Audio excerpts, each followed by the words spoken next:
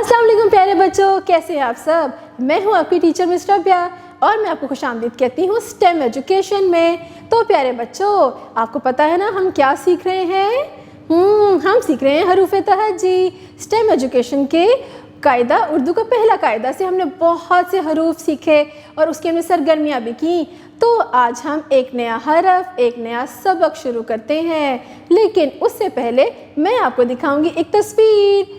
ये देखें, ये किसकी तस्वीर है। ये काले रंग का क्या है। इसे कहते हैं कौवा। क्या कहते हैं? कौवा। ये एक परिंदा है, हवा में उड़ता है, आपने देखा है ना। और इसकी आवाज़ क्या होती है? काई काई काई। शाबाश। तो ये क्या है? कौवा। अब जब मैं कौवा बोल रही हूँ तो किसकी आवाज़ आ रही है? क। किसकी आवाज़ आ रही है? क। तो प्यारे बच्चों, आज आपका यही सबक है, क। शाबाश। अब मैं आपको बताऊंगी कि ये क दिखता कैसा है, इसको कहते क्या है। तो ये देखिए, ये है काफ क। काफ क। काफ क। शाबाश। काफ का कौवा।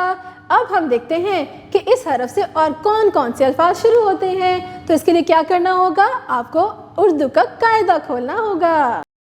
प्यारे बच्चों, ये देखिए, ये एक प्यारा सा बच्चा है, ये कुछ पढ़ रहा है। ये क्या पढ़ रहा है?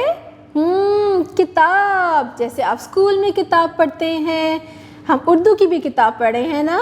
तो ये किससे शुरू होता है? क से। क किताब। क किताब। और ये देखिए, ये बच्चे के पीछे क्या है? ये है कुर्सी। कुर्सी पे हम बैठते हैं ना। आपकी क्लास में भी कुर्सियां हैं, घर में भी कुर्सी होती है। क कुर्सी। क कुर्सी। शाबाश। अब मैं आपको बताऊंगी कि काफ क को लिखते कैसे हैं। सीधी एक लाइन लगाएं, नीचे लेटी लाइन लगा के ऊपर एक कश लगाएं तो बना काफ क। अब दोबारा सीखें। सीधी एक लाइन बना के नीचे सीधी लाइन लगाएं और ऊपर एक कश बनाएं तो क्या बना? काफ का।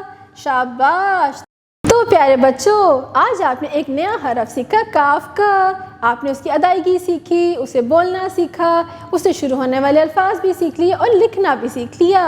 और हमने मज़े मज़े की सरगर्मियाँ भी की। उम्मीद है आपको बहुत मज़ा आया होगा।